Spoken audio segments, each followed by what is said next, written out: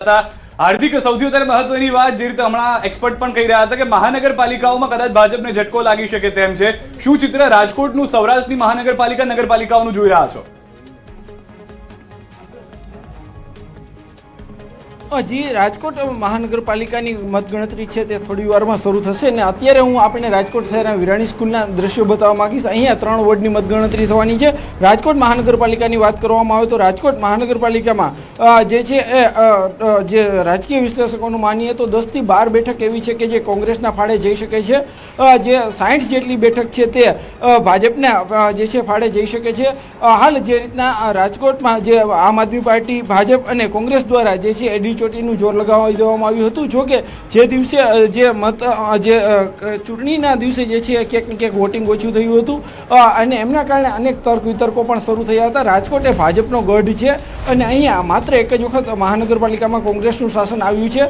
જો કે આ જે ફરી એક વખત જે વર્ષ 2021માં જે ભાજપની હાઈએસ્ટ સીટ આવી હતી 67 બેઠક ઉપર ભાજપનો વિજય થયો હતો, પરંતુ ક્યાંક આ વખતે આ સીટ ઘટે તેવી પણ શક્યતા છે. તો બીજી તરફ રાજકોટ જિલ્લા પંચાયત અને 11 તાલુકા પંચાયતની વાત કરવામાં આવે તો જે રાજકોટ જિલ્લા પંચાયત છે ત્યાં પણ ભાજપનું શાસન છે.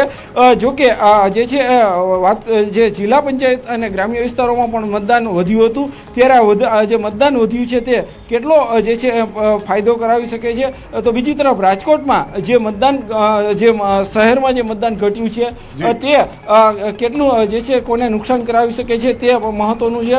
જો કે અત્યારે રાજકોટના જે અલગ અલગ 6 જગ્યા પર મતગણતરી થવાની છે અને અત્યારે જે છે પોલીસનો પણ ચુસ્ત બંદોબસ્ત જોવા મળી રહ્યો છે. જી હાર્દિક આભાર. આપની પાસે બધું અપડેટ્સ પણ લેતા રહીશું. સંધ્યા હવે 60 મિનિટથી પણ સમય ઓછો બચ્યો છે મતગણતરી શરૂ થવાને લઈને અને ત્યારબાદની એક બેઠકની ખબર જે છે તે ન્યૂઝ 18 ગુજરાતી પર દર્શકો જોઈ શકશે.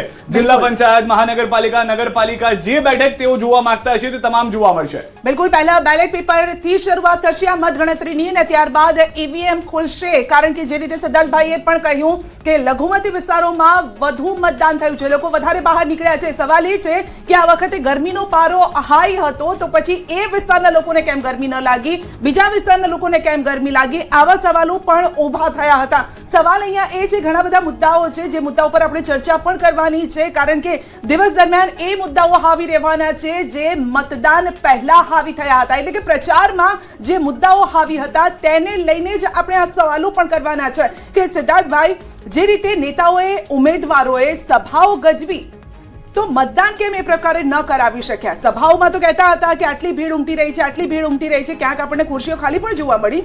સવાલ અહીંયા એ જ છે કે મતદાન કેન્દ્ર સુધી કેમ ન લાવી શક્યા? આટલું ઓછું મતદાન કેમ? ગરમી તો બધાને લાગવી જોઈએ. યુસુફ પઠાણનું સ્ટેટમેન્ટ હતું જ્યારે મતદાન કરવા આવ્યા ને કે બંગાળમાં ટીએમસી લોકપ્રિય છે અને ગુજરાતમાં ભાજપ લોકપ્રિય છે. 50-60 વર્ષ સુધી કોઈ ઉખાડી ન શકે એવી વાત કરી એમણે. એટલે અને આ વખતનું કેવી પરિસ્થિતિ હતી કે એક બાજુ જુદા જુદા રાજ્યમાં ચૂંટણીઓ ચાલતી હતી, એટલે જે ટોપ નેતૃત્વ, શીર્ષસ્થ નેતૃત્વ હતું એ કોંગ્રેસનું હોય, ભાજપ હોય કે કોઈ પણ પક્ષનું હોય, એ બધા રાજ્યોની ચૂંટણીમાં બિઝી હતા. એટલે આ વખતની સ્થાનિક ચૂંટણીઓમાં એવા કોઈ નેશનલ સ્ટાર પ્રચારક આવ્યા નહીં.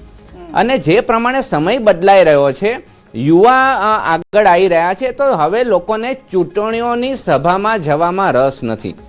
ક્યાંક ને ક્યાંક પરિસ્થિતિ એવી આવી ગઈ છે કે અમે તો ઠેર ઠેર જોયું છે કે જ્યાં મંડપો તાણ્યા હતા તો ત્યાં ભજીયાન, ચાન, કોફી બધું હતું, પણ કોઈ આવતું નહોતું સાંજના સમયે પણ.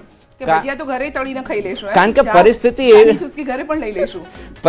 એવી થઈ કે જે નારાજગી જોવા મળી ને કે કોઈ પણ, દાખલા તરીકે ભારતીય જનતા પાર્ટીની વાત કરીએ, કોંગ્રેસની વાત થાય એટલા માટે નથી કારણ કે એમાં તો ઉમેદવારે સ્વબળે લડવાનું છે, કોઈ એમાં સ્ટાર પ્રચારક દેખાતો નહોતો. પણ ભારતીય જનતા પાર્ટીમાં તો મોદી સાહેબના ચહેરાથી મતો મળતા હોય છે. તો જે 60થી ઉપરના લોકોને જે ટિકિટ કાપવામાં આવી કે ટિકિટ ન આપવામાં આવી કે નો રિપીટ થિયરી હતી, એના લીધે જે જૂના જોગીઓ હતા ને એ લોકો ઇનએક્ટિવ થઈ ગયા, મહંત હશે. તો એવું સોસાયટી અને મહોલ્લામાં આપણે જઈશું ને તો એ દરેક લોકો સંમત થશે કે આ વખતે ચૂંટણી પ્રચારમાં જે સ્થાનિક નેતાગીરી હતી એ કમ્પેરેટિવલી ઓછી જોવા મળી. સિદ્ધાર્થભાઈ, એટલે માટે રોકી રહ્યો છું કારણ કે શું એવી પરિસ્થિતિ હતી કે વિરોધનો પણ ડર હતો? કારણ કે જેટલી જગ્યાએ ગયા ત્યાં વિરોધનો ડર હતો અને મોટાભાગનું મતદાન ઓછું થવાનું શું એ કારણ છે કે જે લોકો કદાચ ભાજપ તરફી મતદાન કરવા માંગતા હતા તેઓ તેનાથી જ નારાજ હતા એટલે મતદાન કરવા માટે જ ન ગયા, એવું બની શક્યું? હોઈ શકે. એનું કારણ એટલા માટે છે કે લોકોને આ સ્થાનિક મુદ્દાઓ જોઈએ છે. આપણે ચૂંટણી ઢંઢેરામાં જોઈએ ને કોઈ પણ પક્ષનો હોય તો એમાં ખાસ કરીને શાસક પક્ષનો, તો એ ચૂંટણી ઢંઢેરામાં રાષ્ટ્રીય મુદ્દાઓ મૂકી દીધા. હવે આ સ્થાનિક સ્વરાજની ચૂંટણી હોય તો પહેલા પન્ના ઉપર મારા સ્થાનિક મુદ્દા જોઈએ કે ભાઈ હવે સિદ્ધાર્થભાઈ એ મુદ્દા ઉપર આપણે આવીએ છીએ, પરંતુ મહીસાગરથી અમારા સંવાદદાતા જોડાયા છે અને મહીસાગરમાં મતદાન તો થઈ ગયું છે, પરિણામ પહેલા કયા પ્રકારની તૈયારીઓ? આજે અલગ અલગ જગ્યાએ મતગણતરી હાથ ધરાવવાની છે ત્યારે ન્યૂઝ 18 ગુજરાતી પહોંચ્યું છે લુણાવાડાના પીએન પંડ્યા કોલેજ કે જ્યાં લુણાવાડાનું મતગણતરી અત્યારે હાથ ધરવામાં આવશે.